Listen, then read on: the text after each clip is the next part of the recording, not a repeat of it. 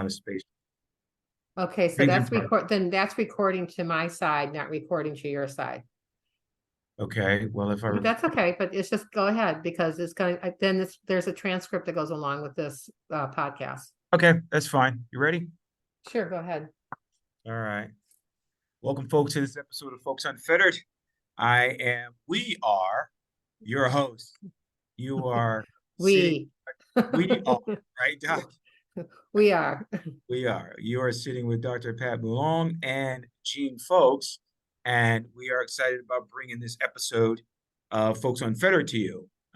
We've made a change in our when we're going to release our episode, which we're going to be coming to you now Thursdays at 10 a.m. Due to some scheduling machinations, Dr. Pat and I have joined our schedule as such that instead of Wednesdays at 10 a.m., you will now be seeing us Thursdays at 10 a.m. on our YouTube channel, and then you'll also be catching us on our regularly scheduled podcast streaming on Spotify, Apple, Google, everywhere. Coming to your regularly scheduled time that we've been doing for the last 2 or 3 years.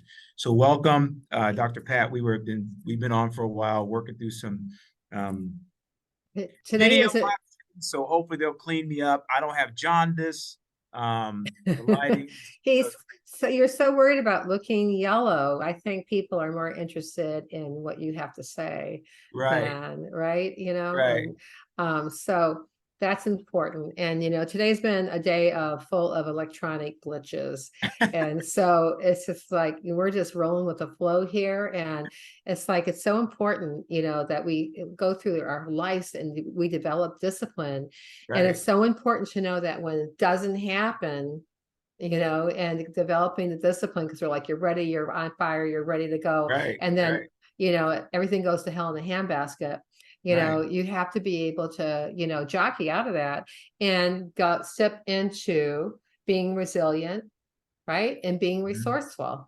And sometimes stuff just happens and you got to give it up, which goes right into the topic that you and I talked about today, right, Doc? Yeah. So it goes right into persistence. Why don't you go ahead and give the audience our title for today, and the conversation we're going to talk about as you and I were experiencing this off camera, and you said to me, "Oh, you just proved." Well, it's because like we're so we're so dedicated here to giving you the best, and it's just like, so we can't expect you to give us your best unless we're giving it also. It's a two-way street. And so that piece of the puzzle, when you were, he was frantically trying to figure out how to put the lights in the right place and have them so right, that perfectionist part of it is a key point, because when you have that, it appears that is detrimental. Let me see. I wrote it down when I said that to you. It's a danger of being overzealous disciplined, because it leads to perfectionism, burnout, and rigidity. And he would not give it up. He was going to do it no matter what the light said. He was going to slack and look this way. There was no way to position himself. But you got to give a round of applause to Gene, because he was not going to give up until he was successful. That's just because, Dr. Pat, you look so great on camera. So I actually was trying to look like a normal human being. Well, you can just wear a wig, and put lipstick on. Oh, I know. I can try to do that. Plus, it's so exciting for me, because as you and I are sharing, mic duties, I also want to make everything so, perfect, because I feel like it's such a coup for me and the program that now this is our program, and so we want everything to hit just right. So bear with us, folks, because we are going through.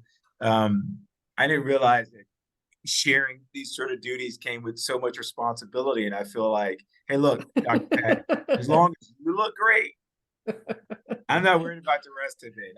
50%. That's 50% of us. So that's right. That's right. And it's, you remember like that song. I go, who sang the song? You're only human after all.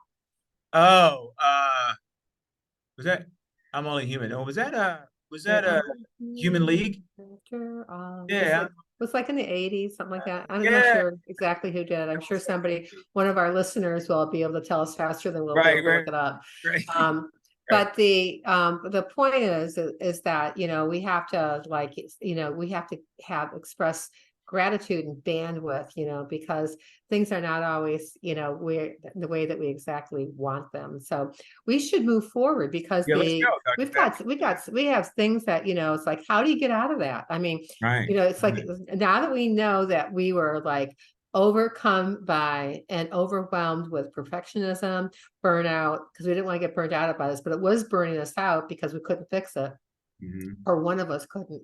That And was that. Right, right, right. I'm blessed and with producing like duties today, so it does is well, here. and having the flexibility, to Right. go back and look at, like, what would what would cultivate, the positive side of discipline, right? And so the top three things that I think we should focus on are achieving goals, and productivity and efficiency, and resilience and consistency.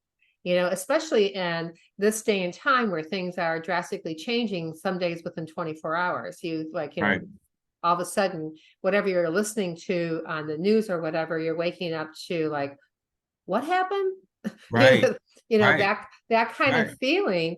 And you're thinking, it just doesn't always make sense. So you have to be able to be flexible, you have to be adaptable, you have to, like, in achieving your goals, you have to say, how can I achieve my goals in less time, right?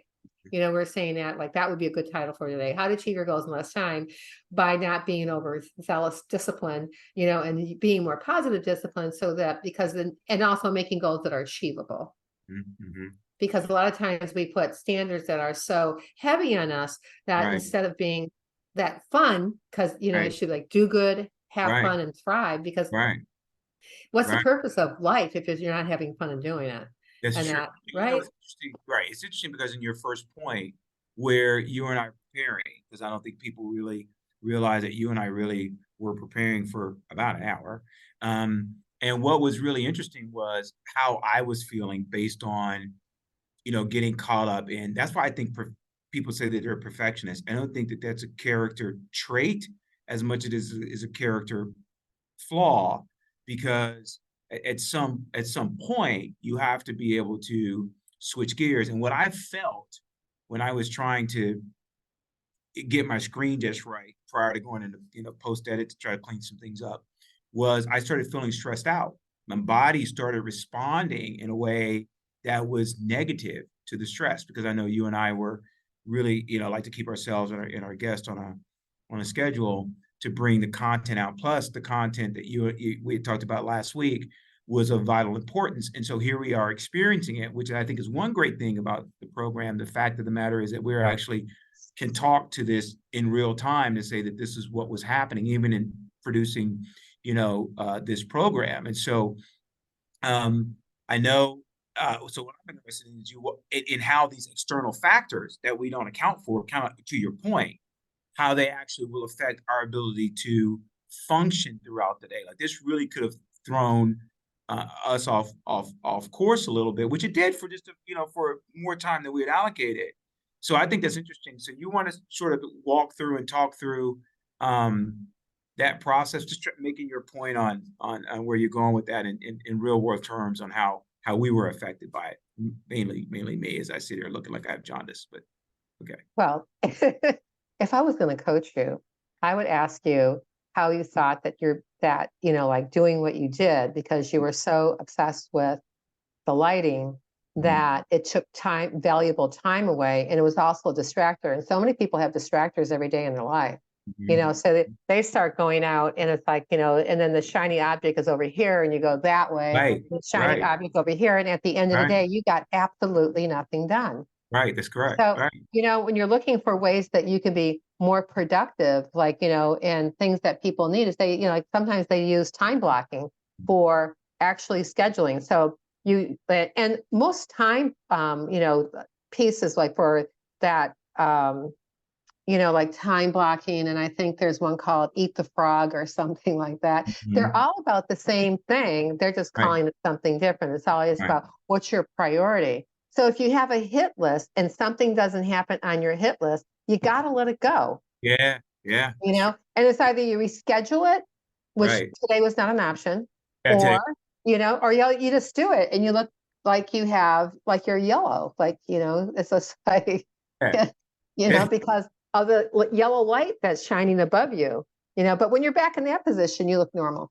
So don't get too close to the camera. Right.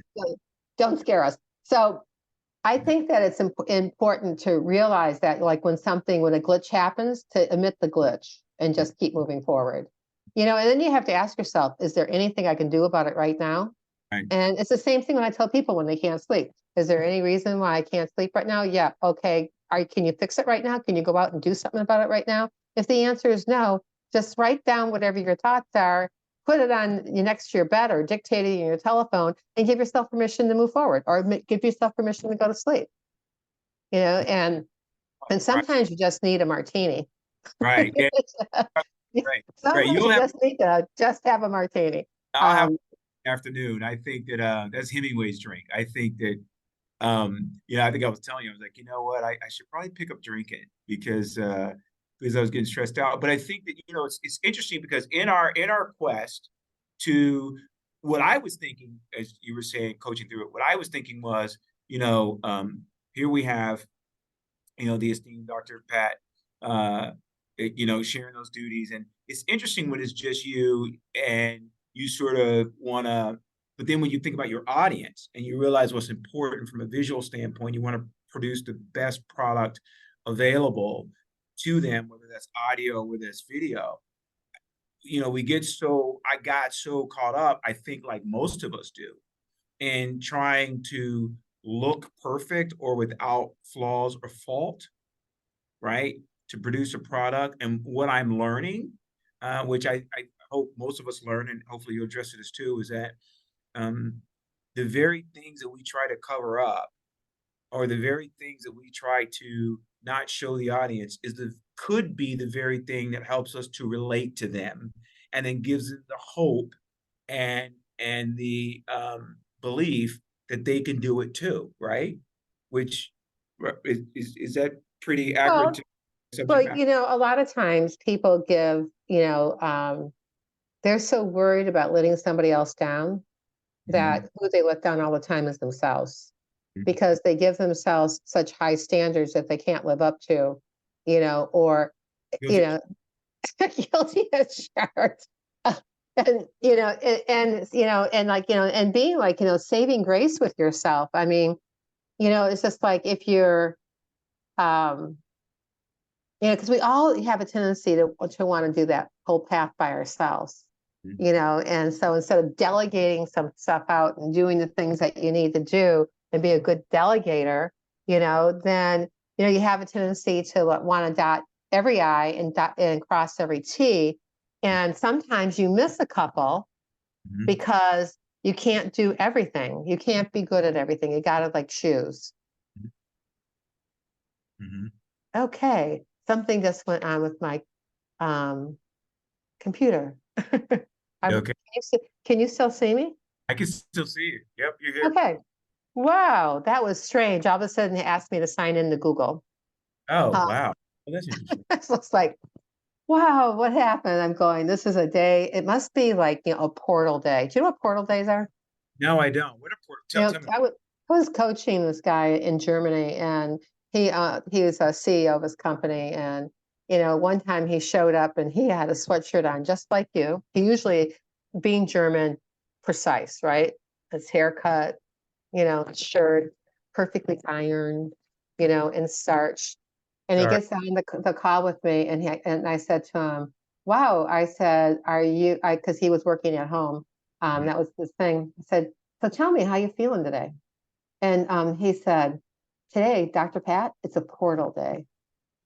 And I said, "A portal day? What the heck's a portal day?" And so he told me there were days in the zodiac, in that things sometimes, you don't feel your best, and there's like the energy of the earth is kind of working against you in a Right. way.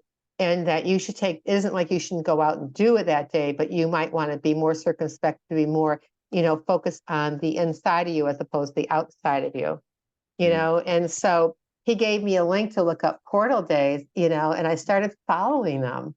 Oh, wow. Because I was curious. We had this really long conversation about it that day, and we focused on portal days and what you should do so you could get prepared for a portal day. We decided that you had to wear sweats and a baseball cap, you Right. know, and just like pretend like. And the other day, I said it had to be a portal day because I said to somebody, I said, I need a snowstorm. I Oh, need I I need think, a snowstorm so that I could just, I think I right. said to you too, that I Yeah. just need to like Yeah. hunker in and Yeah. do nothing, like watch girl movies or something. Right. Yeah. And or do something that had like I didn't have a deadline to meet, which brings me to like how do you not get burnt out, right? Right. Because that's like in the portal days are days that really stress you out, where you're like trying to get everything right, like we did earlier, and it Mm-hmm. just wasn't working. Mm-hmm. Mm-hmm. So you have like, so I'm like, after we get off today, we're going to have to see if it's a portal day or not. Right. Yeah, we're gonna have to figure that out. They have to figure that out because and I'm thinking, here's this guy who's the CEO of this company, Mhm. very successful company, and who's in his sweats, never seen him in his sweats before, Wow. because it's just like he's always like so pristine, Yeah. talking to me about portal days. And Wow. that and when he started paying attention to him, he found out that he was more productive because then he didn't push against, resistance. Right. Yeah. He went with the flow as opposed to pushing against resistance. Well, and that's a good point, right? Because even in our topic today and what we're talking about, and can you repeat that our topic for the audience? Because I know that you've done a lot of preparation for this subject matter today. Well, we're talking about discipline and how to elevate your discipline so you don't burn yourself out. You stop being a perfectionist, ha ha ha, and working it with rigidity, right? I'm sorry.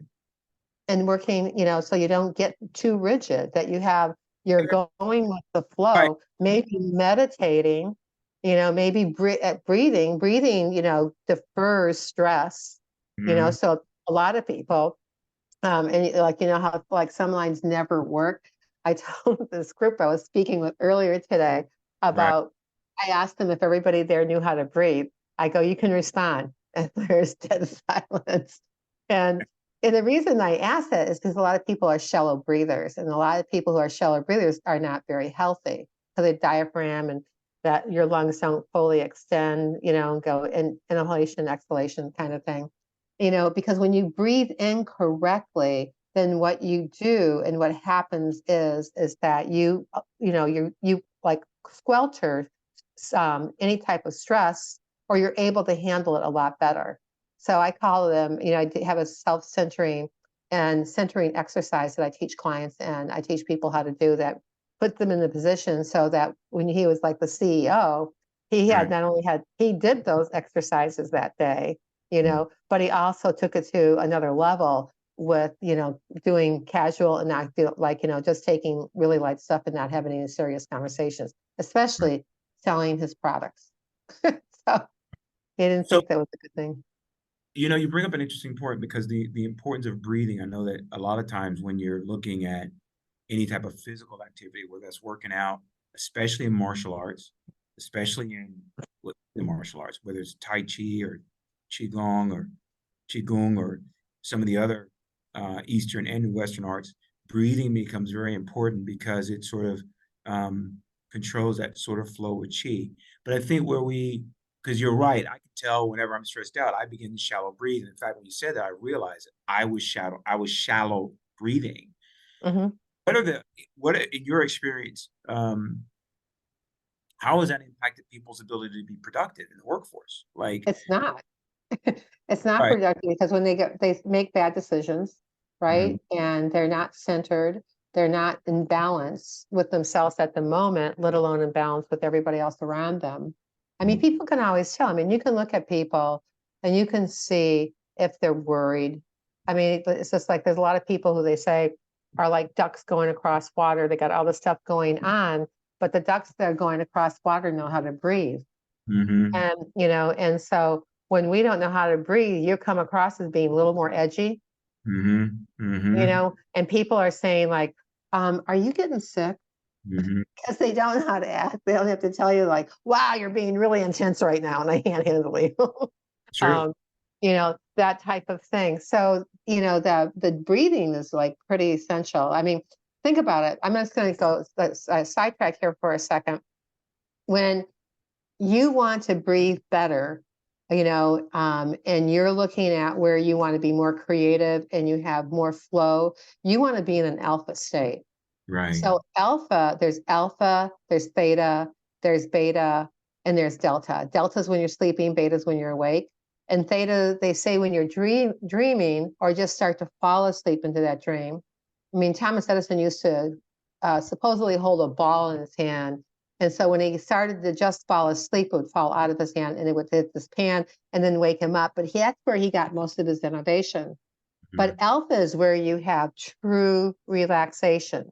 Because Right. alpha, you can go through physical relaxation, then mental relaxation, and then you can have total relaxation, which is your highest nth degree of being in alignment, and it's a much more healthier state of mind. So it makes more sense to be able to cultivate the alpha even in an awake state. Usually you can't do alpha when your eyes are open, but there's techniques to be able to learn how to do that so that when you have those things like we had earlier, you would just be the duck who actually is breathing, and being able to sort, those pieces of the puzzle out. Right. And what's so funny, Doc, is you mentioned it. It's so interesting because you and I did not have this discussion. One- I I, know. no, no, because, but what I'm about to say is that one of the things that I did was, I think a couple days ago, because I know you and I were saying we had a pretty tough week last week, and so I downloaded a Brainwaves app. I remember, back when they had CDs, that I would have these CDs and I would listen. I would use alpha, beta, theta, gamma, gamma Mhm. waves to get me into a certain state. And it's funny, when I was coming over here, I was listening to, and I'm going to grab my phone for a second so I can tell you what waves I had on. But it was one where it was going through visualization because I was trying to visualize my. Mhm. I don't know which waves there are, but there was an app that's called actually Brainwaves, and it's called visualization. They were alpha waves, which was interesting because I found that it was difficult. I put them in my earphones and I let the waves sort of play. When really visualization does sort of require you to Well, have a picture in mind on what you want to, what you're trying to get uh-huh. accomplished. It was difficult to concentrate on visualization because I was in motion, I was moving, and so my brain wasn't really connecting. But at night, I'll use those waves to sort of relax me, bring me to a place. Or if I'm reading a book, I'll use ones that focus on that really are called focus, and those waves, or you can tweak them how you want to, but those waves are doing that. And so it's interesting you brought that up because we didn't discuss that. But I knew Mhm. that I went back to integrating those, using those waves in my life, and you can feel it. There's something that happens, right, physically whenever I use those waves. And so you make a very good point.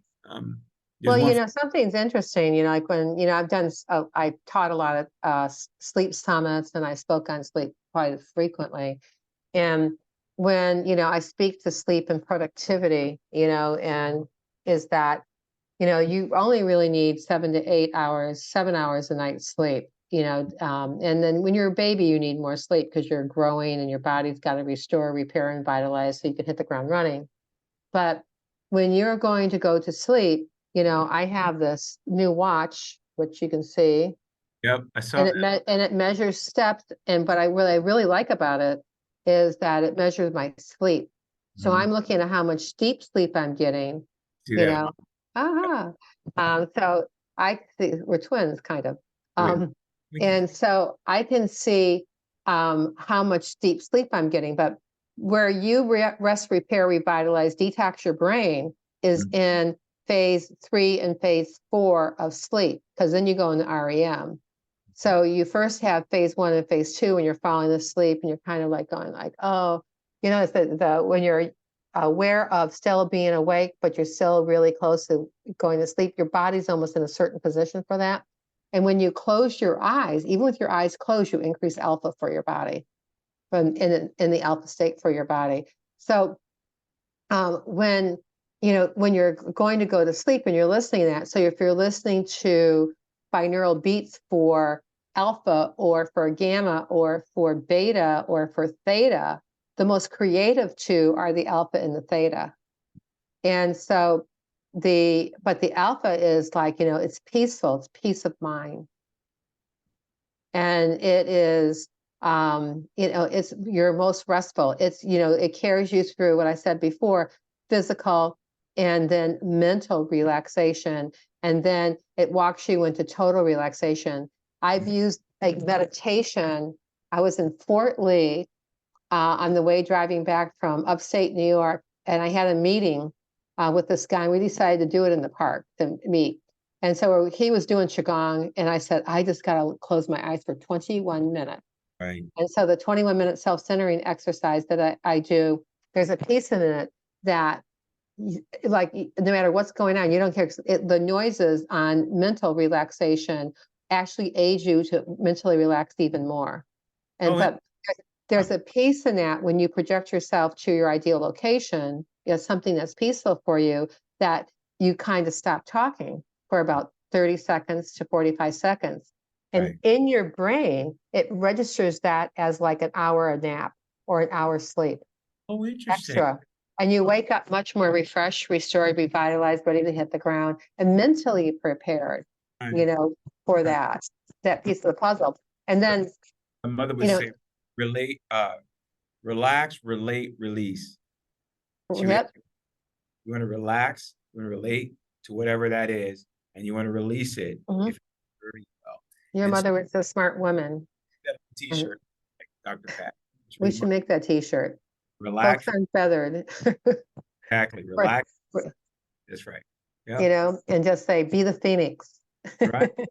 Right. But Right. interesting as you bring this about, especially when we talk about discipline, Doc, for our audience, which is why, you really took the lead on this topic because it fits into what we're trying to do for, not only for the people that we're coaching, not only some of the, speaking engagements that you're involved in and we're going to be involved in. But it really, what I am getting from this, and I'm not sure if you, the audience, are getting this as well. I hope you are. Is it really helps with energy management? Meaning sometimes people will go and they'll get really stressed out at work because we're breathing shallowly, right? And because we're not really focused on the task at hand, and we get so much stressed that by the end of the day we're exhausted.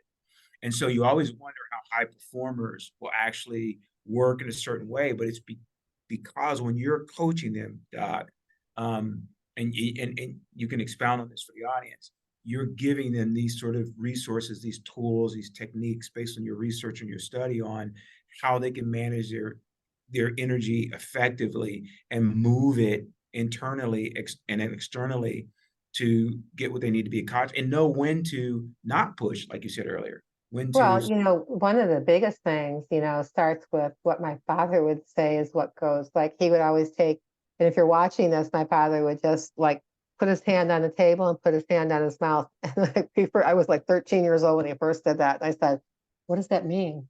And he said, "You have control of what you put in your mouth. So if you make better and good choices, because what you eat in your health is directly related in studies to productivity and creativity and leadership ability. So you can't think well, move well, and feel well if you're not eating well. And Mhm. so it affects your cognitive skills significantly. So if you're having a day that you're going in and you're expending more energy and like it's on balance, then you're going to be depleted by noon. Forget about 5 o'clock. And the thing is, by the time that, when you're depleted, the first thing you do is you go get crappy food Right, that's true. and very sugary, easy food, something that's like simple because you think you got to eat something because that's nurturing yourself. So Right, you think.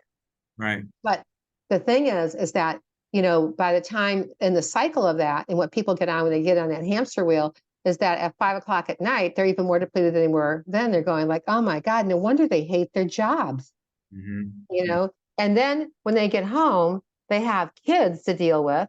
Right. you- And then their kids, they get their kids to bed, and like there's no me time at Right. all where you can go take a bubble bath, whether you're male or female, or take a shower, or just sit and play flat. I'll tell you, one of my big pro tips is that I give people is that when they get done working and they get home, come hell or high water, make the boundary, because boundary is a huge word that you need to have and you need to incorporate if you're going to be in corporate America. If you're going to be an executive, if you're going to be a leader or an influencer, you have to have boundaries.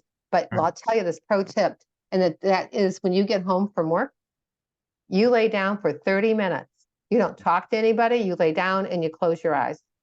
You lay flat, and you can listen to that kind of music that you listen to, for focus or for brainwaves, whatever it is, or you can, just lay flat and do nothing. Right, because that's correct. What's funny, Doc, is one of the things that I had to learn was, and I wasn't good at it when I was younger, was recharging my batteries, right? Because you can give out your energy to everyone else, and whether it's kids or whether it's significant other, whether it's friends or whatever, and you just get drained. It may take a while, you get drained. And I'm finding that when I take your pro tip, right? Pro tip, folks, you're getting from folks, folks on Fedder's Dr. Pat Belong, is when I take a minute to recharge my batteries, when I take a minute, whether that's for me early in the morning or sometimes during the day, and either have quiet time, meditate, focus, or break out a qigong practice, regardless of what's going on around me, I am more centered and I have clarity, right? And so it Mm-hmm. really fuels my resilient nature to be able to go, okay, I just need a breath. Now I took a breath. My breathing changes. My response to the problem changes, whatever that is. And I find that when I take that moment to step away from it, then I'm able to solve it quicker. And then I'm Oh, more sure.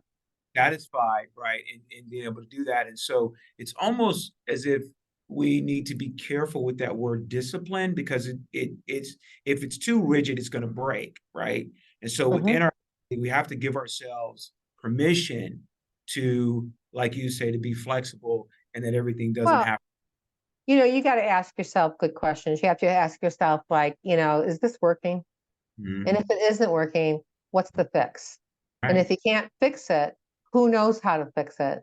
And if you don't know anybody who knows how to fix it, it's not probably the right thing for you. right, And so and there's things that, when you like look at developing better discipline habits, because habits can be made into rituals, and, so when you're doing that, you want to be able to like what, makes you shift? I mean, all of a sudden it's just like, there's so many times, like, how many times does it take you to self-sabotage yourself or hit your head against the wall, before you get that, right, what's going on isn't working very well. right, So it's an important feature, and being able to think better, because when you don't have command of your thoughts, then you undo anything that you do for your health, from any type of inflammation or chronic stress that you have or disease processes. It only makes it worse. And it also, when the conscious brain is talking to the mammalian brain, because the mammalian brain collects everything that's ever happened to you. So right, and it, like, if certain circumstances or the same kind of feelings are generated, your body will express itself in the same way. So, and being able to have, and then the lizard brain, like the instigator that I call the lizard brain instigator, that says, like, you don't need to do that. You can still keep on driving down this road, even though the road ended, but keep on going. Just watch the cliff. right, And you right, go, what cliff? And pretty soon you're going down. But the lizard brain is for survival. mhm, It's the saber-toothed tiger, the guy who pulls out in front of you. That sixth sense that you have if you live in New York City, that somebody's following you, they right. probably are, Probably are. you Right, know, and and so to pay attention to it. But the mammalian brain is really great because it is the keystone for people who are in business. It's the maverick of And the key marketing tool, when you take somebody that has pain and they identify that pain, they take them from pain to pleasure. Right. Right. You know, and that is like, that's the aspect of it. But the conscious brain is almost like it's psychic because it sets up the expectation for it. It's Mhm. different, you know. And so that's where they, you know, when you're doing and creating discipline and creating those habits that you want to make into rituals, they're doing things that are workable, that are not overextending you, and they're small climbs up the steps. Because the first step is mindset, you know, in health. And then the next step is like discipline. So on that step of discipline, you start creating, cultivating habits that actually propel you forward, you know, and are not hindering you back, you know. But it's having, and, you know, and I say, you know, some of those you have to work with people on because we Right. don't always see, you know, our ghosts. Right. Yeah. And It's a blind right. spot, right? Like we have, like it's like a car. You have blind spots in the car, and I believe that that's where what you and I do becomes so valuable to our audience as you're out there talking to people and I'm talking to people, and they have a concept of what discipline is, and then we'll institute some of the try to help them form some healthier habits. But there's also that breakdown period. I always relate it to when you're working out. That if you're couch potato and you want to get up and you want to go work out, which folks, I'll tell you that everyone should have some type of physical activity that gets their heart racing and helps them slightly break a sweat. It's the Helps second pillar of health, absolutely. Yeah, exercise. right, exactly. I believe that when we're having those conversations, there's a breakdown period before the new habit kicks in. And that's where people fall apart. I don't know if you find the same thing I do, but is that when they say, well, I used to do it this way. And so they go back to their old habits because it's kind of like a tread in the highway. You ever notice when you have those big trucks and Mhm. you have that tread in the highway? And I don't know if you've ever ridden on the highway late at night and you're trying to not get into that, call it rut for a reason. And yet there's some part in the road, depending how long that stretch is, your tires just kind of, you hit it and there you go, you're right there. So you have to steer your way out of it because you're sort of blazing a new trail. It's the same way with what you're talking about. It's like, well, I've been doing it this way for 30, 40, 50 years. It's like, well, there's a better way of doing it. Sometimes people they abandon their ability to perform to resonate at a higher uh, level, if you will. I'll say resonate Mhm. at when because they're so comfortable at the level that they Yeah, are. but Right. people are creatures of habit. And the thing is like, you know, in one Airbnb that I was in, there was a guy that was staying there also. And so I was there for a week. I think he was there for a couple of weeks. And because he was there for a couple of weeks, he felt like he owned the place. Right. And you know, Right. so this is like in picking up after myself because I'm disciplined. And Right. so I pick up after myself, he just, like, I said something to him. I go, do you think because both of us are in this, I've never stayed in the Airbnb like that before. Um, and usually, you do a room, right? But you're like, if you're doing a room, you're mindful, but the people who actually owned it weren't there. Right. So, I did something. I moved his cheese, like not the cheese, but I moved his cheese, and he was like, where is this? I put it there because I want it there. And Right. I said, well, there are two of us sharing this place, Right. you Right. know, Right. and but his like, but because he's so used to I mean, I go, I'm thinking, whose mother ever put a thing of aluminum foil up next to your dinner plates? And Right. I've never seen that in my life. And I decided, you're only here, Pat, for 5 days. Give it up. Yeah. You don't have to you don't have to do that. But there's people who get stuck in their ruts. I mean, whether or not they date the same kind of person all the time, like how many times do you got to keep on doing stuff like that that those relationships don't work? Right. There's people who have. So there was when I was at Rose Wharf in Boston, which was like a 5-star, 4.5, 5-star hotel in Boston. I was in the jacuzzi. I was a member of that health club there. It was the best deal in town in Boston for health clubs. And I was talking to this guy about something, and I was reading the newspaper, And I said something, he was there, and I've seen him before, yak, yak, back and forth like this. And I said, who does this anyway? That's where I came up with the first line of it. Who does this anyway? So he goes, who does what? I go, here's the Ann Landers thing. So I read this, and he said, those are people who don't know what a red flag looks like. Uh, Because if it's a red flag, it's a red flag. And gotcha. I just stopped in my tracks and just looked at him, Right. and I just went, lesson learned. Because I'm Right. sure we all have them. We're all going like, yeah, but I want this to work this way, right? Yes. But we have to like take a look at what we have control over and what we want to control, Right. you Which is, know, I right? mean, really think about, when we really think about our sphere of influence. Um, I recently read The Alchemist, and it had been in my Kindle list for a long time, and I hadn't really realized that. And it's very interesting that we have a lot of ancient text that tells us that we don't have control over anything, and still we believe that we can control everything, and we become frustrated when we don't have when the universe or God shows us you're in control of nothing. And so we don't really know how to adjust to that, which leads to for me, your point on discipline, which is a lot of times, in my consulting firm, we talk about change integration a lot. And Mhm. when you have organizations that are used to doing things a certain way, change is not the most welcome conversation to have with the CEO of a company that, hey, you're going to need some change some stuff to be productive and profitable. And in that, you may see a dip, right? But once we apply this strategy properly, you're going to be able to gather more customers, make more changes. And Verizon's going through that right now because they lost a lot of subscribers. They realized they had to make some changes. And so when you look at change integration to a disciplined person or organization, one of the things that we don't account for in discipline is the fact that change is a constant.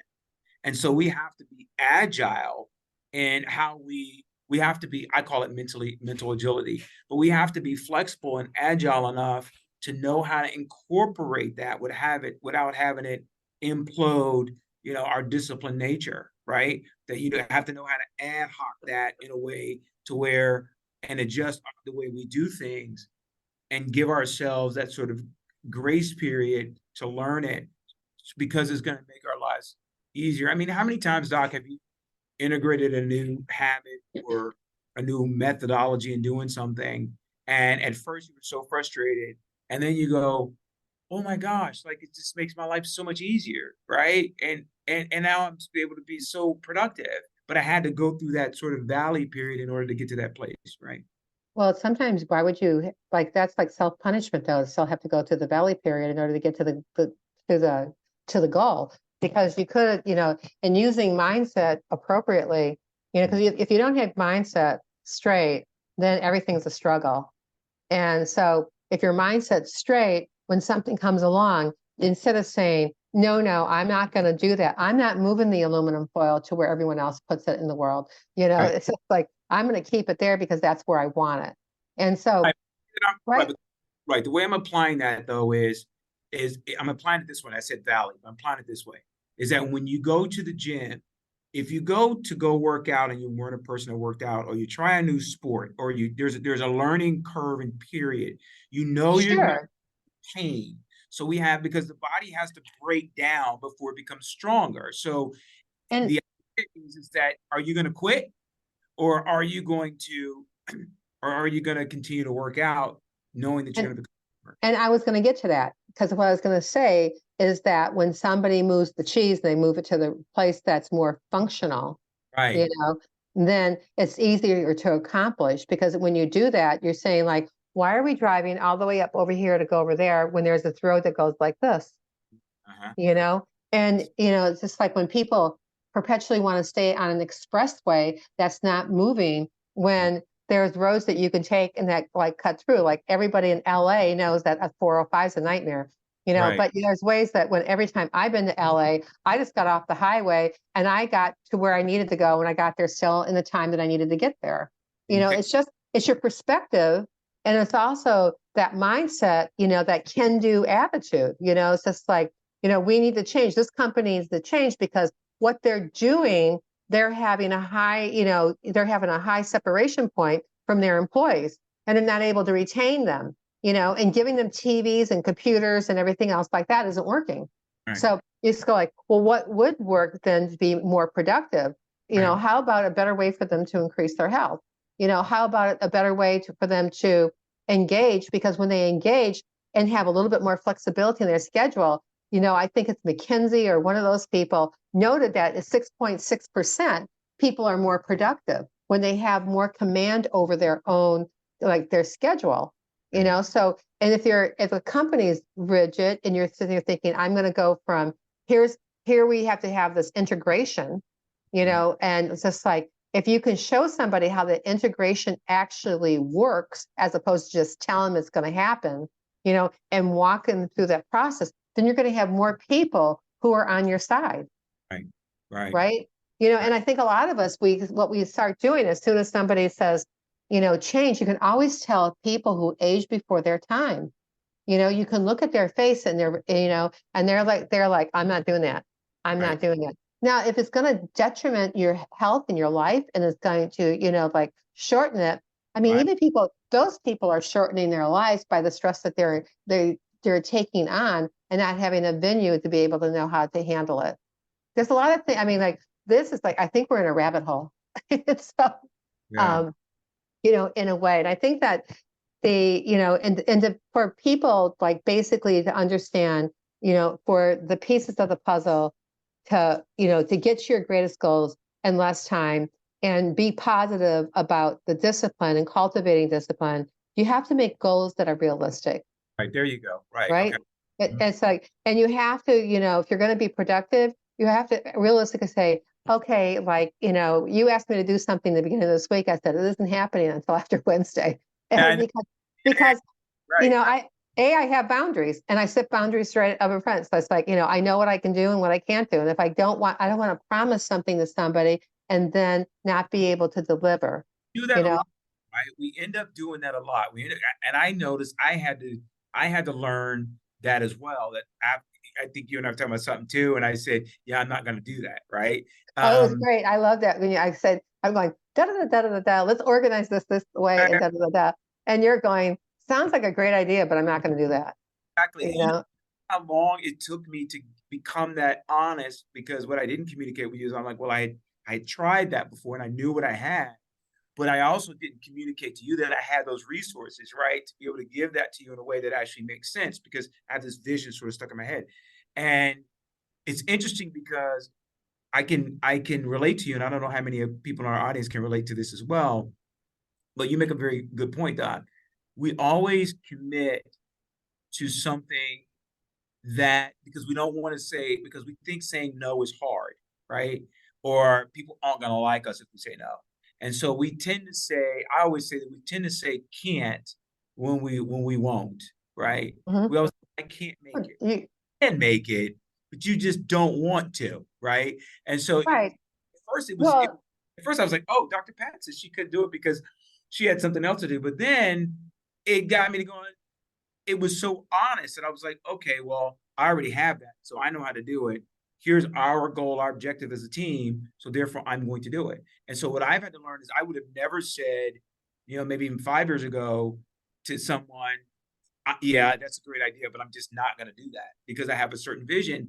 And it's because of boundaries and it's because of discipline. And it's because of the flexibility that we have within that it became, and your response was so classic. You go, oh, okay, well, at least you were honest, right? And then I well, incorporate and some of it's actually really funny because it's just like I've got thicker skin than a lot of people, and so it. even when my female friends or my male friends, they're just like, well, like, why don't you, go like, blah blah blah. I said I have a when I have a presentation to do, I put Right, my heart and soul in it. right, So and like I don't take on other distractions.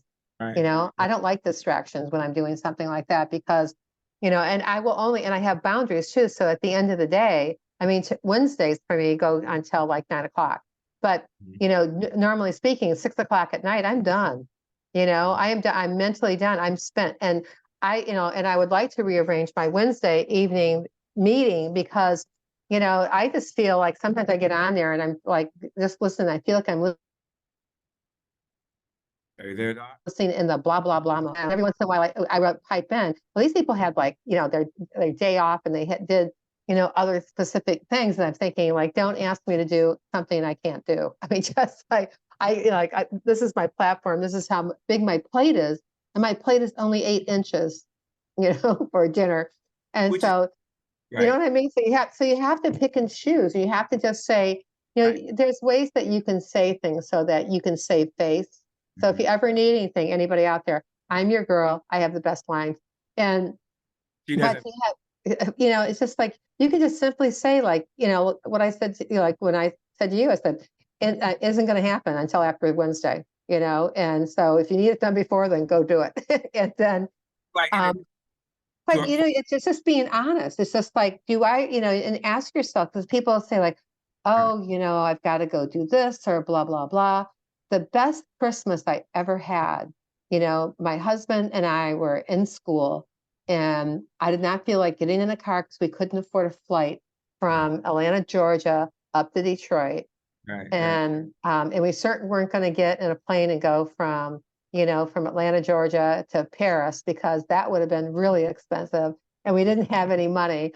So, we decided to get in the car and go down and go to Key West. But it was the best vacation because I didn't have my family saying to me like, like, well, how come you're not having any meat? Mm, And or like, isn't your husband, he's so beautiful. mm, He's French. I mean, he talks with that accent. Everyone thought he was beautiful. right. It doesn't matter what, male or female, it's just like he had a lot of charisma. Hey, Um, je ne sais quoi? right. He had a lot of charisma. And Yeah. so when we went down there and when we get there, because I thought he handled it, and this could have been a bad experience. I thought he handled it. And what he didn't handle is a place to stay. Ah. And so I just went, it's Christmas time, Mm, so everything is booked. mhm. So I said, let's call a chiropractor up. I'm a solutions person. Let's Ah, call a chiropractor up in the area and see if we can get one on the telephone. And we found this guy who was just leaving his office for the wow. holiday. And I said to him, I said, hey, I'm in a little predicament. I'm in Key West and our place to stay fell through. Is there Right, any way we can sleep in the office? And he goes, yeah, I've got a shower in here, right, and he said, he goes, I never met him before. right. This is why I talk about being a grace magnet. And Mm. so I never met him before. And my husband's going, he's French, he's mortified. And so he's, and I'm talking to this guy, and we had the best time with him. He let us stay in his office. He gave us towels. We brought stuff from his house. He had Right. his family there, so he didn't have any room for us there. But Yeah. we had the best time. And when I've gone back to Key West, anytime I've gone in to get adjusted by him, and so we had this really, he took us all around and showed us Key West, and I think we gave him a diversion from his family. But it just goes to show there's always a solution, right? And there's always like, what wouldn't you do? Normally I wouldn't call somebody up out of the clear blue sky and say, can I sleep in your office? But we were under dire circumstances, so sometimes you bend those rules a little bit. Right. And one of the things that I really pick up, Doc, on your conversation is when you said your husband had booked, excuse me, the trip is goal setting, is Hmm. knowing, that's what first popped in is, yeah, you can have it, you can have an idea and you can have a product or service or whatever. But then you have to be able to see it through. Like how you set a goal and I'd like for you to expand on this piece as far as helping people. And I know we've talked about in our society, in the business sector, we've talked about goal setting so much that I think people need a refresher. But really, the goal wasn't accomplished because when you guys had arrived at your destination, there was a fundamental piece to Slightly. that was lodging, right? And yet um, had, and I think in individuals, whether it's personal or professional, we can have, like, for example, in relationships, let's say that if you get into a committed relationship with someone, we can say that, oh, I want to be in love with someone and I know what I want out of it, yada, yada, yada. But I don't believe that we set goals as far as what is a value proposition for us corporately. We may know what that is Mhm. individually. Is a value proposition for us as a family? What's our family model, we like to call it? Mhm. Or project through how are we going to handle, because everybody's good on handling the good times. How are we going to handle sort of the bad times, right, in that relationship? And the reason why I bring up relationships is because whether personal or professional, it's all relational. And so when we're setting goals, for Right. example, like when you guys are taking a trip, it would have been and then communicating that, hey, hon, listen, we're going to go down to Key West and we kind of really don't have a place to stay. And so there could have been some adjustments made along the way because sometimes as you're setting goals, you have to adjust those goals. But to set a goal and not account for where a key component of that goal can lead to disaster, or it can lead to having to come up with a solution like you did to end up making the trip, like you said, at the end of the day you guys had one of the best times, right? Oh, So we had a great time. And I also think that if, you know, and I just think that he just thought, I don't know what he thought. But what I know is that when we got there and we're going, I was like, so where are we staying? And he said, he goes, I just thought we'd figure it out when we get here, you oh know, and so, but if we didn't, if he would have said that before, we never would have went. right, I got So okay. sometimes you got to jump in the fire and figure out how to get out. In the worst scenario, you could always sleep in the car. And I when I was go ahead though. 27, I didn't care.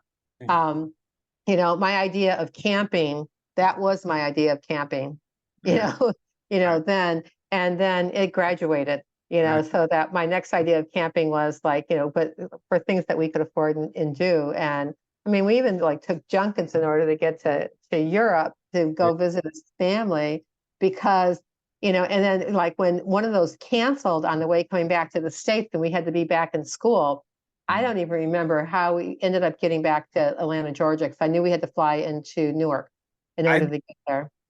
Doc, I've done that. I went to a foreign country, didn't know what was going to work. I had a moment. I went to the airport and I said, I'm going here. And I hopped on a plane. I bought a one-way ticket and I had the best time of my life. It was high season in their country, and all the cruise ships were coming in, and I slept on the beach for 2 weeks. Never missed a Mhm. meal. Took a shower. Had my clothes. It was so funny because when you really look at it, would I recommend anyone to do? You have to have a certain spirit to do that. Um, Well, got you have to travel with no expectation. I right. mean, Had the if you could do life like that, you would be so much happier. People very would not be like, hey, you know what? I missed the bus. I mean, I went to a girlfriend's house one time in Paterson, New Jersey, and when I lived on Cape Cod, and we were supposed to hang out, go to the city, and have a good time. And right. so, God bless her. She decided to go. I was tired because I was at a conference all day long, and some guy from Long Island gave me a ride because he was going back to New Jersey to where she lived at, so that we could like connect.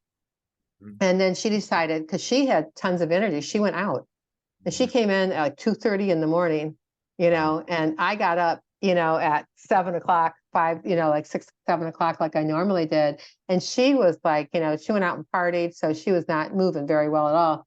And so I just said to her, are you up enough to hear me? And she said, yes. I said, I'm leaving. I'm going to go back to Cape Cod. And Wow. I had no clue. My ticket was not for that day. My ticket was for the next day Right. out of LaGuardia. Right. And or like that was a Friday, it might have been a Friday, that was like on Sunday, 2 days away. And so I had no clue where I was going. I walked out her front door and this guy was walking down the street and I said to him, excuse me, can you tell me how to get to LaGuardia Airport from here? And he looked at me like I was wacko. Right. And, and he said, I go on, this is a serious question, by the way, Right. and he said, at the end of the street is a bus, and that bus will take you to Patterson bus station. And Right. then you catch a bus from there to go take the bus into New York City. and then you'll catch a bus from there to go out to LaGuardia Airport. And I went, cool. How much does it cost? He goes, you have to have exact change. And I went like, you've got to be kidding me. I go, it's just like, who has exact change to get on the bus? And so people in line gave me money. They go, I've got 2 quarters, Oh you wow. know? And That's so, so they got me on the bus, and I'm sitting in the front talking to the guy who's the bus driver, and we get into Patterson. He got off the bus and walked me over to the next bus and told his friend to take care of me. And that ride was on him, you that's very know? yeah. And then I get into the bus station in New York City, and Yeah. then I'm walking around and I'm waiting for the bus. I'm thinking maybe I should call up one of my friends to see what they're doing this weekend in the city, and not make it a waste. And then I just had this gut instinct to go home. Right. And so I got on the bus to go to LaGuardia Airport. Now, mind you, my ticket's not good until 2 days after that. And this girl looked at it and I said, I'm just trying to get home. I said, it's been such a long day. And so she just went, okay, just hang on a second. She goes, there you go. You're on the train. You're like, get going, and have a good time. Yeah, And you really went with the flow doing that I went whole with the flow, and I was back at my car at my girlfriend's house in yeah, Cambridge yeah, 3 hours later. yeah. There was a statement It was like bang, bang, everything fit perfectly. that says that whenever we um have a desire of our heart, I can't remember what it says, but the universe will conspire to, move you along your way, along your journey.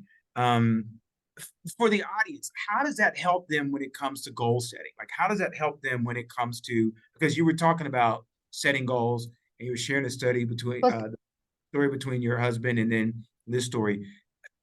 Walk them through the main components of goal so setting and so balance. when I make goals, especially when business, I ran my whole office on statistics, Mhm. and um, and when I make goals and when I do things in life, I look at calculated risk, and it's either, and sometimes it's intuitive. So I mean, walking out in the middle of Patterson, New Jersey, and if everyone knows Patterson, New Jersey, is not the most best place to walk down and say, hey, how do you get to LaGuardia Airport? But my Sure. goal was to get to LaGuardia Airport, and I wasn't going to let anything stop me from getting there. Makes sense. And I almost had that distractor when I was in New York City, Right. to go play with my friends, Gotcha. and because that would have been so much fun. Right. And, Right. and they were so like hooked up and in tune with everything going on in the city. It would have been so much fun, and they lived in Midtown, on some floor that you could see the Hudson or whatever that is. Um, and so, it's just like in that goal, making that goal that I want to get home, I want to get back to Massachusetts, everything time-wise fit in within 10 minutes of each other the Right. whole way back. And so if you pay attention to what you want your goals to be and what your big goal looks like, your body, your mind will take you in the correct steps in order to get there. And when you try to push something faster, you'll know because you stumble. I mean, Right. how I would have known is that when I was going to catch the bus, I didn't get the money to get on the bus. I had to wait for the next one, Right. and I didn't have, and my friend just said, and nobody killed you. Right. So it's like, I asked people for money. I said, I don't have change. I can give you a buck. Just give me 50 cents. I'll give you a buck. I had dollar bills on me. And this guy's, no, no, no. He goes, if you ever see me again, you can buy me a beer, Yeah. and I think that's where I sold that from. And anytime something, when I see it, like, you can buy me a beer. Um, but in looking at that, and when I got to each goal and finding out where I had to go and where I had to go buy my ticket and go to this, my goal was to do that. And I didn't take my eyes off the end game. And a lot of people get that distraction. Right. They don't stay on their end game, and they make goals that aren't achievable. I That's mean, true.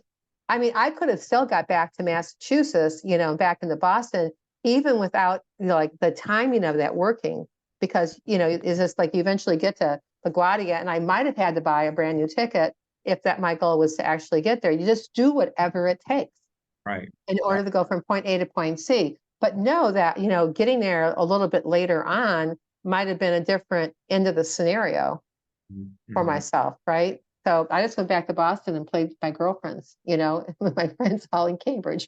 And Right. so, Right. yeah, as opposed to staying in New York City, it was a safer place for me to be. And it Right. felt like it was a safer place for me to be that weekend. Right. And you Um, will accomplish so.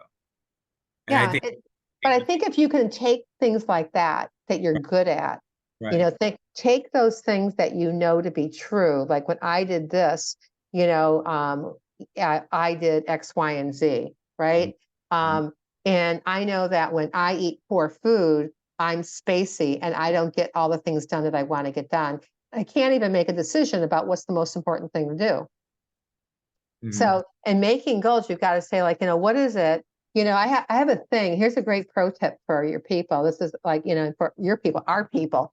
And that is, and the pearl of wisdom is do whatever you need to do, the 9 things or 10 things. So if it's 9 before 9 or it's 10 before 10.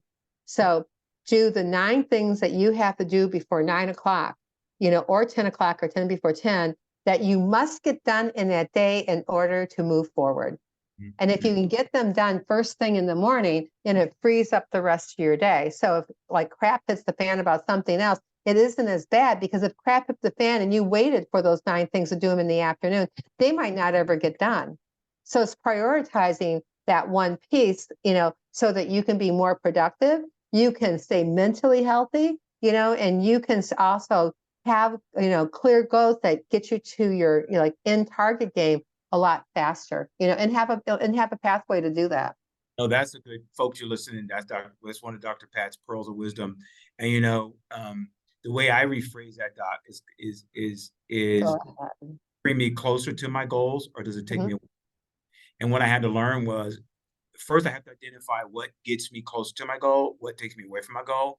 Like you said, those distractions, and that could be a people, place, or a thing, or that could be internal or external, right? mhm, Depending on, we have these, I think you said earlier, we were sharing with the audience about being able to capture every thought, and sometimes our thoughts can be distractions, right? Like we could be focusing and say, sorry.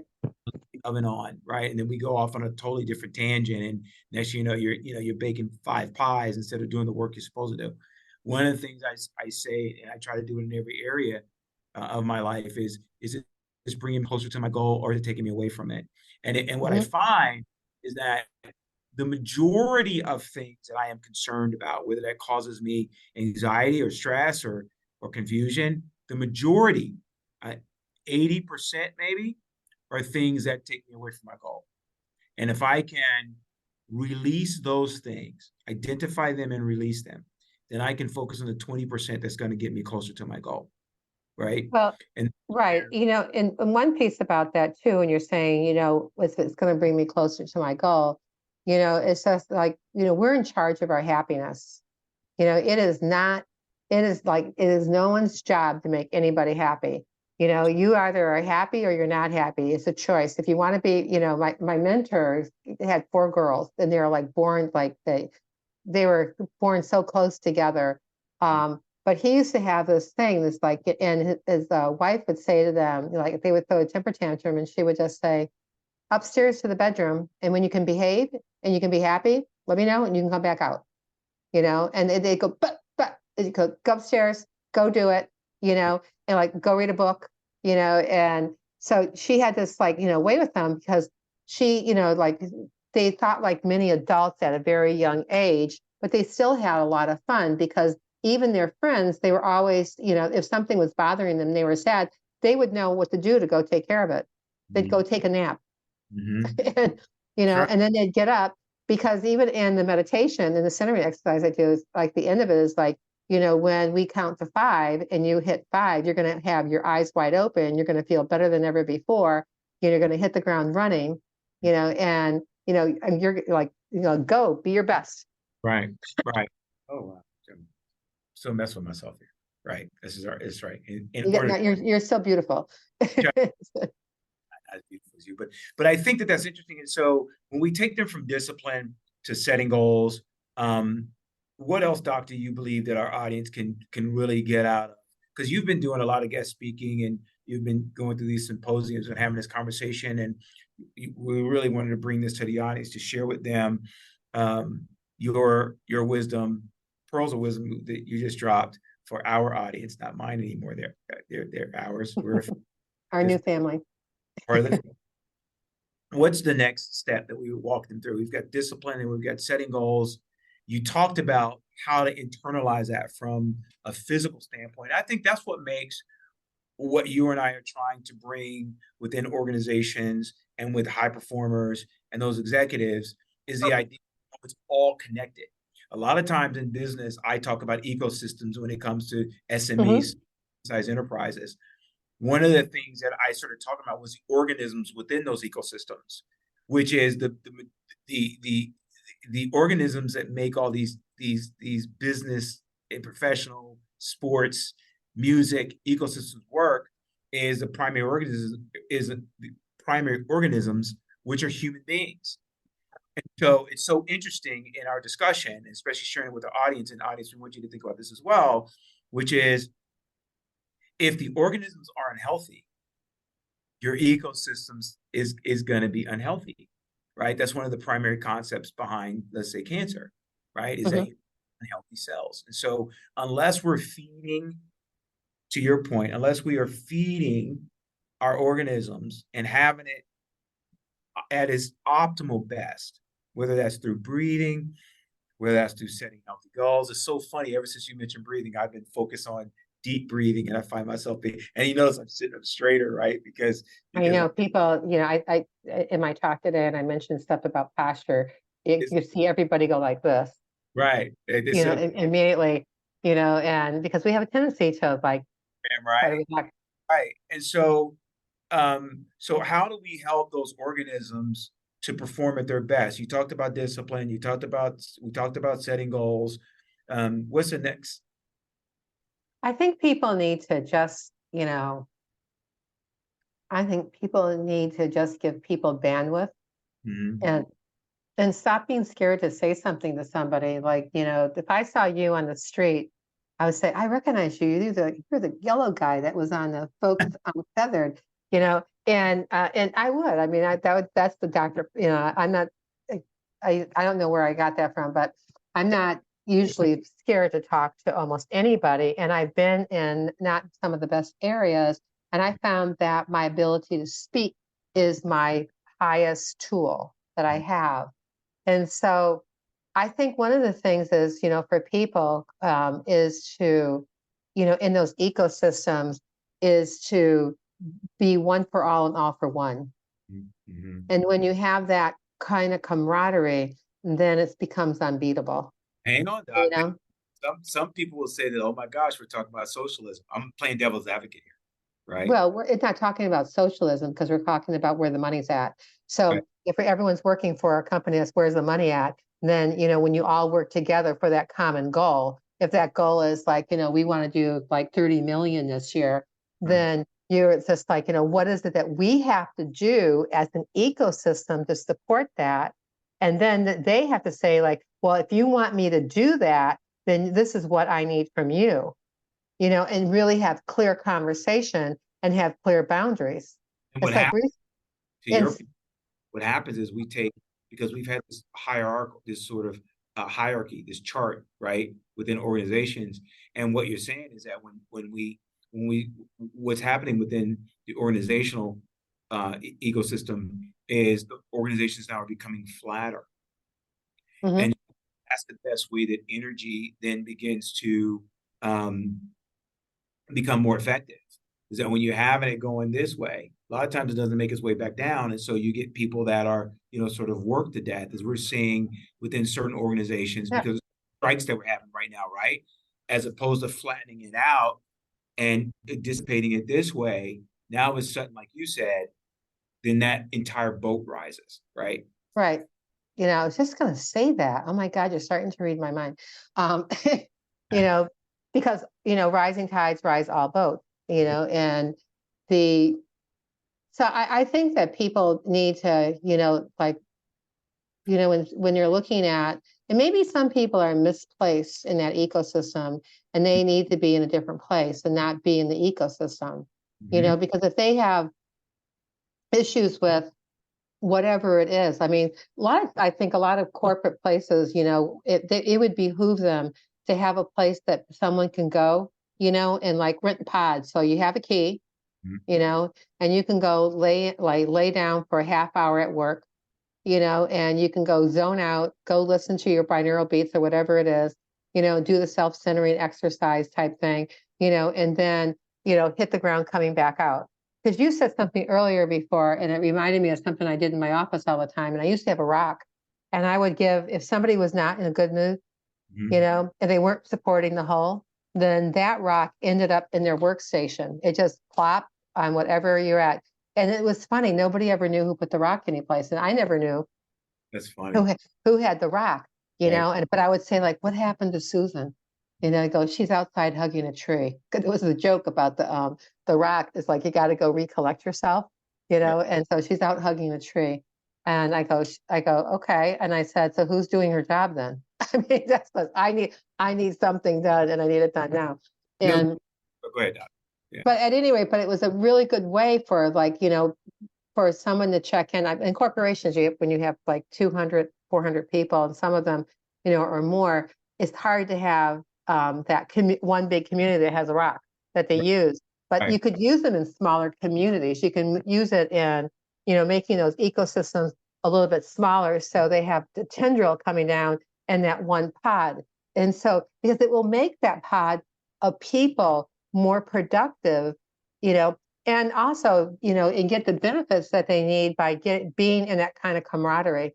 Like IBM, when they let everyone first go home, their goal was that so people could so they could save money, and they thought people could be more productive at home. Right. That worked for some people, that some didn't. Did And that, just when the pandemic hit, they were trying to bring them back in because they found that people who hung out by the coolers, it yeah, was it was that incentive, and that was where people were more creative, and they came up with like where one person's like, "What's a great word for that's correct. this?" And you probably had that experience because you actually lived it. I've never worked in corporate America. I've never filled out an employee application. Your point. There's 2 points I want to make. The first one is IBM studied that back in 1968, maybe 1969, 70. They studied remote work, and it's one of the things I studied in grad school.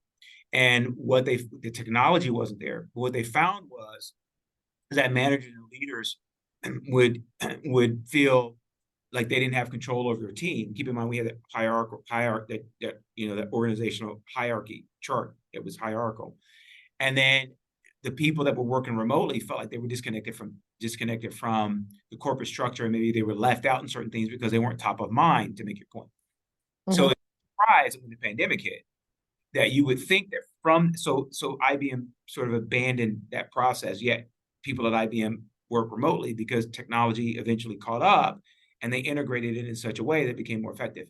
One of the hardest parts about remote work is how do you have those water cooler moments, right? How do you have those things where people are actually trying to stay connected to one another? And so You that meditate together. correct, right. The second point Right? was Well, solution. is that I was running a company in Austin, and I was required to. It was two companies. I was running the run company. They wanted me to build it up, hire people, did a whole thing. And this was quite a while ago in Austin, Texas. And Austin, for the capital of Texas, is a little bit more progressive. And I remember I was talking to the owner of the company. He was set to retire, and they were positioning me to run that company. And it was a medical company. And I said, we have to buy a massage chair and a fountain. And they said, what are you talking about? I said, well, I get up every morning and I have quiet time and I meditate, and it's a way that I actually manage my stress during the day. So we had actually created a quiet room. We bought this really expensive um, um, massage chair, like you get in like when you go to a sauna or a spa, and then we Uh-huh. had a Serenity fountain, and we had water, or you could have sort of a drink of your choice, and you would go in a room and you would close the door. And this was in both employees. One company had about 200 employees, and then I was the other company. I was ramping that up to about 100 or so people that I was going to hire, you know, um, generals, so to speak, to organization VPs to sort of run those different divisions. And so one of the things that I remember we went through executive meeting, and I said, we got to have a quiet room because the job that they do is stressful. Even if they take 5-10 minutes, don't count it against them. But they're 2 15-minute breaks. Encourage them to go into the quiet room. Productivity went through the roof. Company satisfaction, dissatisfaction decreased. Retention increased.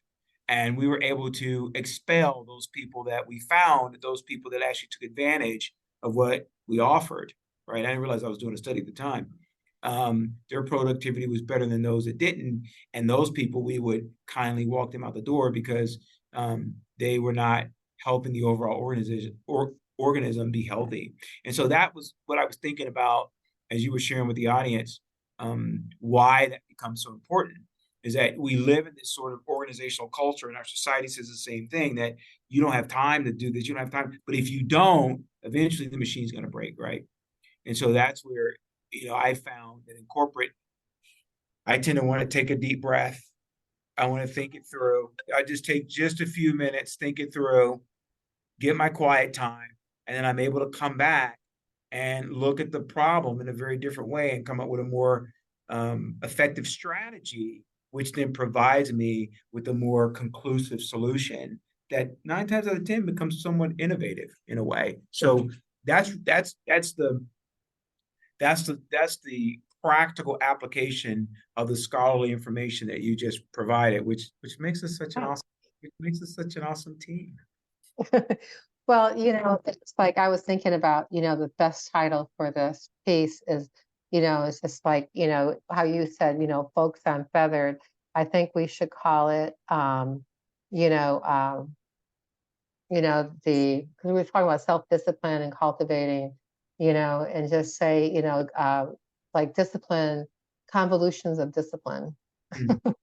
Because there's so many facets to it. I mean, and I like telling stories because I think stories are helpful for people. It's like if it helps people relate to you a lot better and going like, I had a similar circumstance like that, or, I mean, I have so many stories that, I perpetually, on one birthday card I got from my mentor, and he said, it was Jay Leno on the card, and it said, and it opened up and it said, "You can't make that stuff up like that. Happy birthday."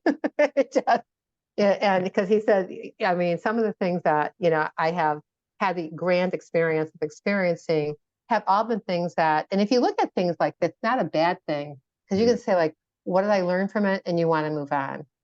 Had a bad relationship, start really asking, what did I learn from this? Who does this person remind me of? And like, or even, and because in every relationship, you keep on repeating it until you learn from it.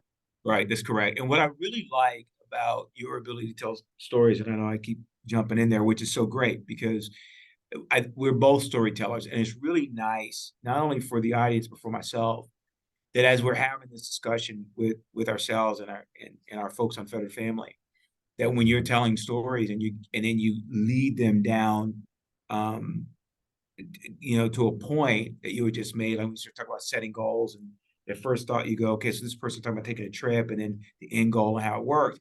And there was so many takeaways in that story of the trip that you and your husband took when you went down to Key West. Mm-hmm. There's so many different elements there, and I think that's what makes good teamwork, which is I want to draw those elements out, and that's the value of having you as sharing the mic with me and folks on Federer, because they get different energy levels and different perspectives on how to perform at a higher octave, if you will, and more efficient. And then most importantly though, is how to apply it in their daily lives, right? Mm-hmm. And it's so nice to be able to have this in stereo.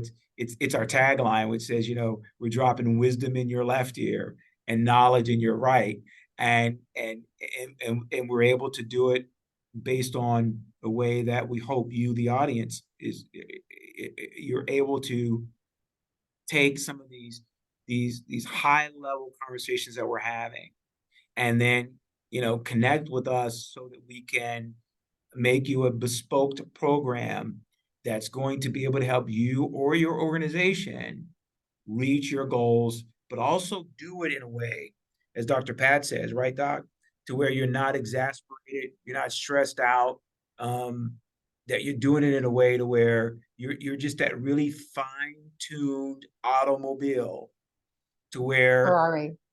yeah, to where going into year is nothing for you. Like you're just calling Mhm. for, and then you also, and part of that comes to like Dr. Pat says, meditation, rest, stepping away from a problem, right, Doc? I mean, Mhm. Well, um, one thing that is really clear, and one of the things that what we bring to the table that's so special is that somebody can say to you in corporate lexicon, blah, blah, blah, blah, blah, blah, blah. I've never worked in corporate. So when people would say things, I'm like, wow, that's such a great keyword. And I have like a whole list of keywords that I write down as I talk to people in corporate all the time. But what my great ability is to take something complex mhm, and speak to it in English so that everybody can understand. So when you have people who are in corporate trying to tell people what to do, for some people listening, it's like, what are they talking about? right, Whereas when you have somebody that, you have us in between that, you have the way to shift that around so that you can say, take that complex idea, make sense of it, and make it simpler and quicker to understand so you can implement it faster so that you can go find where is the money right, and it will appear. Because then you'll have people who are more not compliant, but people who are more energized by working with each other, and being able to go and forge forward as a team, so that, the dysfunctional people on that team are going to go bye-bye. But the other people who are there that really see the benefit of that and see the goal of that is that's where the mustard and mayonnaise and ketchup is like on yeah, on right. your hamburger. It's just like that's where the meat of the potatoes are. Well, here, And so, and you know, what's interesting, Doc, is, and I really like the way you put that because that we really touch on one of the things that I've studied, and then one of the things that you studied, we came at it from two different angles, and now we've combined our forces to do it, is dis, one of the most, how am I going to say this? One of the most telling elements of a dysfunctional organization is when they believe that they are communicating a message, but they do not follow through to find out if the message was not only received but comprehended. And so, right, and because it's very interesting because I did this whole study on it, I did a PowerPoint presentation on it, and I think one of my professors wanted me to write a white paper on it because you can tell from a healthy organization how we are able to communicate. And a lot of times, you made a point earlier today that sometimes we just agree to things because we know our jobs and that's what it's going to be, and you don't want to it's you it's don't easier. hear It's easier to agree than to actually voice your opinion. Because if you voice your opinion, then you'd have to back it up, and it just might be a feeling. right, It's exactly. just like I just got a bad feeling about this. Is not a good idea. You Instead of know, and right, and and instead of right. for clarity, right, we just go along with it, and then we wonder where the dysfunction lies. Whereas if we're Mhm. say, hey, wait a minute, I don't understand what you're trying to communicate to me.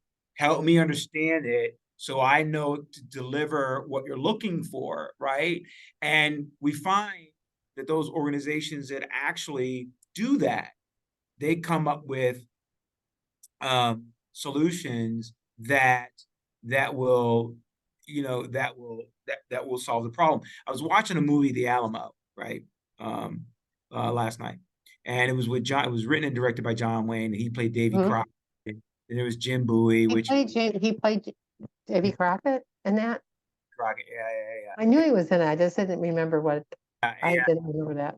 General there. I can't remember what his name was, but there was this whole period of miscommunication where Jim Bowie had just found his wife died, and Davy Crockett was consoling him, and he and this, I think his name was Tate. I can't remember his name was the general there, and we know how the Alamo turned out. he was really giving Jim Bowie the business, right? He walked up to him and you got an unauthorized piece of mail that came into the camp. You put us all at risk and blah blah blah blah. We didn't realize Jim Bowie and this guy didn't really like each other. We didn't realize that Jim Bowie just found out through while he was out there trying to you know expand the American empire by having it helping him take over Texas was that communication was that his wife died. And so the guy jumped in and he said, hey, I just learned out my diet. I just learned that my wife died. And so, and the guy said, give me that letter. So Jim Bowie gave him the letter. He read through it. He goes, oh my gosh, I'm so sorry. I didn't realize your wife died. I came at you hot. But because of that sort of built-in animosity, and because of this internal take making assumptions as opposed to trying to first find out why the importance of that communication, which is what a lot of organizations do, we tend to, believe that we're communicating effectively as opposed to finding out if our communication is being comprehended and does what we're communicating meet our organizational goals that we for ourselves, right? That's one of the biggest things between leaders and followers is leaders will say one thing and go, you guys get it. And a lot of the followers go, okay, yeah, we get it. We really don't. And leaders say, well, I gave him the message. And then followers say, well, he told us what to do. And then followers go, we don't understand what he's saying. And the leaders are going, I don't know if they understood me or not, but I gave him the message. As opposed to saying, I'm communicating this message in a way, do you understand? And that's why I go in my practice, does that make sense? I Oh, want that's to. like, right. You say that a lot. I mean, I know you say that a lot because I say, does it make sense? Makes sense, right? And you got I to had ask that question. right. I had to learn. Like, does that make sense? And so what it does is doesn't it if you tell me yes, I have to go back and obviously what your actions are shows me that it's not doesn't make sense. Then I say, well, okay, well maybe I didn't communicate this effectively because when I asked you the question, does that make sense? That was your opportunity to tell me yes, that makes sense, or no, I need more information. And a lot of times, leaders, CEOs, high level executive, you work with them as much as I do, Dr. Pat, they just make the assumption that those people understood it, or they don't dig in deep enough to get from those individuals, hey, I don't really understand what you're asking me. And so that means we have a toxic culture within an organization. So what I used to do in my own office when I was talking to patients is Right. that, and if I was talking, even when I used to give workshops in my office once a week, um, and I would get in front of people, I'd say, look I'm up, I'm on fire, I'm going to keep on going. It's 6 o'clock at night. And they're going, where do you get all your energy from? And I said, I eat well, think well, and I do good deeds. And I'm going to teach you tonight how you can do that too.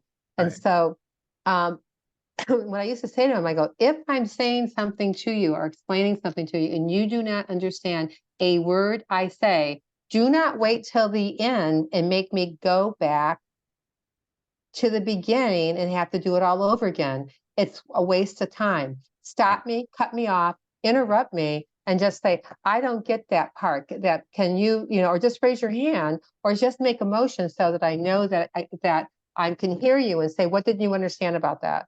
Right. That's right. And it's just like it. And I use that line a lot of times, actually, like if I'm out in a grocery store or something, I'm asking something, I say like, I'm asking, where is the milk?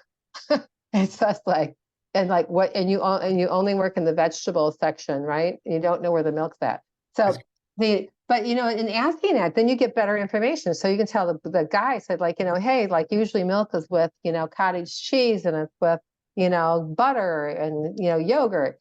And then they can go, oh yeah, that's over in the opposite corner of the store, but they're at least giving you better information, right. and they're also, and there's that feedback. There's always that loop that's important to complete because if you're talking and nobody's understanding you, you're wasting your time, you're wasting your energy, and you're wasting your life. That's right. And That's right. nobody, I don't know anybody who has that kind of time to waste. None of us do. That's So on that note, brought the heat today. yes, we did. We brought a bunch of stuff today. I think that we've got, you know, it's convoluted. Our conversation's a little convoluted, I think, in some ways. but I think that we've got a lot of information here. You can make about at least 2 or 3 shows out of it. All right. Well, we'll do this in a two-part episode, folks. You'll catch us. This will be part one, and we'll have part two.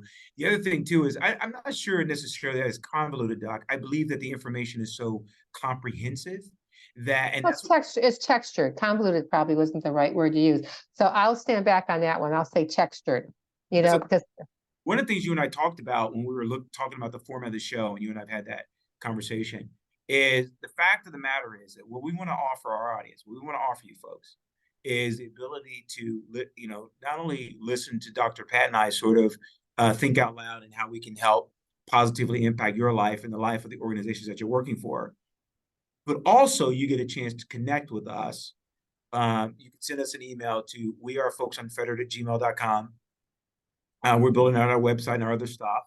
You can connect with Dr. Pat on LinkedIn. You can connect with myself on LinkedIn because we actually will work in tandem. We work as an individual. We work as a couple. I would say that as a team to where we'll yes, actually, dear. or I'm saying yes, dear, but to where we will map out a plan, a holistic plan for you or your organization to where we can not only help you feel better for yourself in all areas. Doc, jump in. But then also between the two of us, we cover the person and as far as the individual, and then we cover the person as far as your team member. So we want to not only make healthy people, but we also want to make healthy organizations. What do you say to that, Dr. Pat?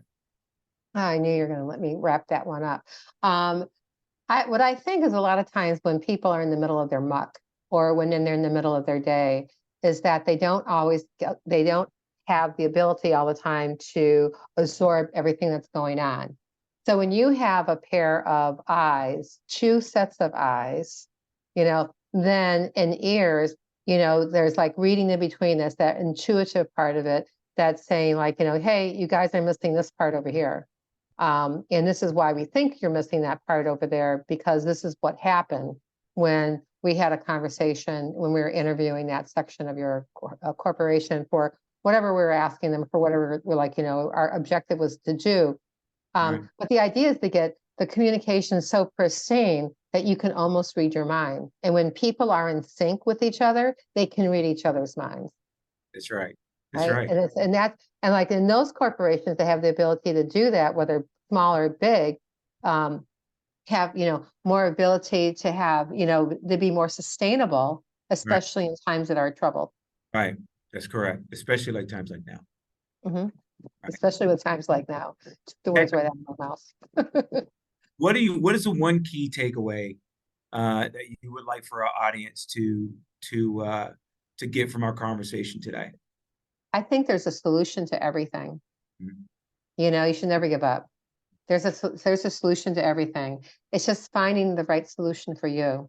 So the solution could be like going forward. It could be making a right-hand turn, in your path.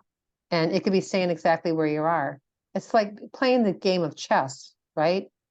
When you're playing chess, you aren't, you want to be strategic in your moves, but you also want to have fun also, Right. and you want to exercise the right brain and the left brain, Right. so that everyone's happy, and looking at that time, place, event type of species that people evolve into, then, you got to take that whole person in account, and also, call them on their whatever, that's not working, Mhm. and saying, have you ever thought about it this way? Because this is how I'm thinking about it, and I've got the trump card. And Right. so, and it's just like, and that's when you say, what don't you understand about what I'm saying to you? Because clearly there's a disjunct, where the bridge was at is no longer there. So you've got to figure out how to cross that bridge. And you Right. can do it in very elegant, very chic way, no matter who you're talking to on any spectrum, because everybody should feel good about working for you. Correct. That's amazing. Now, before we go, you got something in the mail that I would like for you to share with the audience the other I've day. got to turn my screen off though, right? Dr. Pat, she actually, if you remember our last episode that we had with Mr. Parsons, Dr. Pat was a contributor to the book entitled Your Deck to Success. She is the Jack. You are the Jack of, Hearts. right, I am, Doctor? I am the Jack of Hearts. I'm going to take my Right. virtual background off. And so Dr. Pat, I'm plugging her, and we're plugging Ken Parsons and the authors there because, folks, you can get your copy of Your Deck to Success if you send us an email. You can send us an email here at the show at we are folks unfettered at gmail.com, or Dr. Pat, we're going to email you to get a copy of the book. We are. And the book has 52 contributions. And it talks about like how and when we talked about with Rich Parsons about this, about how interesting each individual person who contributed that part of it. Somebody who's my nemesis always said to me, he goes, "Well, you did a really good job." But my card in here is the Jack of Hearts, and I picked the Jack of Hearts because I had a dog who was a Jack of Hearts. But this is the book cover. I can show you. I'm trying to do this on a small screen. Um, it's a great opportunity to get, one of those perspectives of like, what should I listen to today? Well, Ace of Spades says, is an iconic playing card with a traditional deck. I mean, there's each card has a meaning in it. And so go get it, send us an email and we'll get you the link that you can purchase your copy of it. And I'll And put we'll go from there. description, because I know Dr. Pat, folks, you got to know she's always on me about hashtags and links, especially when I take over the episodes. So I actually uh, what's what I'm looking for. I actually soak that in because it's Mhm. good for. You notice, I think I did a post the other day, Dr. Pat, and I went back. I was like, oh, I gotta add hashtags, and I went back to this hashtag there. So, folks, we'll have a Love it. link in the description of the episode on where you can get the book. Also, Dr. Pat has written. You've written 3 or 4 books now. One of them This is was my fourth. This is my fourth published, she you has one, know. Sick, Fat, and Tired. I have a link on that one too. We want to support our friends of the channel because we're going to have Rich and those guys back on the program. But Dr. Pat and I thank you for your time, your intention. There's so much a wealth of information here. I know we talked about this last week. I want to just remind you that you can catch us on all the streaming platforms. We're changing. We got a new bat time and a new bat channel, which is old enough to remember 1960s, 1970s Batman. We're going to be coming to you Thursday mornings at 10 a.m. EST, Dr. Pat and I. We kicked this off. Thank you for your time, your patience, and your attention. And as always, I normally say that I am that brother of light. I haven't even worked that out yet, but we will continually, Dr. Pat and Gene, folks, are your guides of light. And we will keep dropping wisdom in your left ear and knowledge in your right. Thank you, folks, for joining us on this episode of Folks Unfettered with myself and the ever illustrious and being a light, Dr. Pat Boulong. And we will see you this Thursday and following Thursday from here on out. Thanks for your time and attention. And thank you guys for being with me as I am yellow, yellow, yellow. Thanks, Dr. Pat. See, nobody even paid attention to that part. It's just me and my imperfectionistic I tendencies. know. It's perfectly imperfect. Perfectly imperfect. Yes, ma'am. Thank All you. right. All right. Bye-bye. See you later.